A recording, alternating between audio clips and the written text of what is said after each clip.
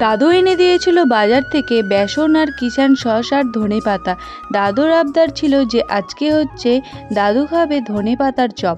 তো hello everyone, আমি ভালো আছি, তোমরা কেমন আছো? আশা করি ভালোই আছো। তো আমার একটা ছোট্ট মিনি ব্লগে তোমাদেরকে ওয়েলকাম। তো প্রথমেই আমি কড়াইয়ে তেল নিয়ে নিলাম। তারপরে কিন্তু দাদু একটু মুড়ি মাখা খাচ্ছিল মটর ভাজা দিয়ে, ওখানে আমি এক ঘাপটি মেরে নিলাম। দেখো, তারপরে হচ্ছে খেয়ে নিলাম। দাদুর কিন্তু মুড়ি মাখা দারুণ টেস্টি ছিল বন্ধুরা। তারপরে কিন্তু আমি ধনেপাতার বড়া ভাজতে শুরু করে দিলাম। আমি কিন্তু জীবনে এই ধনেপাতার চপ ভাজিনি, এই প্রথম দাদুর আবদারে ভাজতে শুরু করলাম।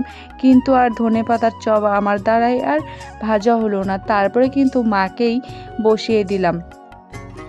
তারপরে দেখো, মা এত সুন্দর ধনেপাতার চপ ভাজলো যে আমি একটা না খেয়ে বসে থাকতে পারলাম না, তাই জন্য খেয়ে নিলাম। তারপরে মা পেঁয়াজি ভাজা শুরু করলো।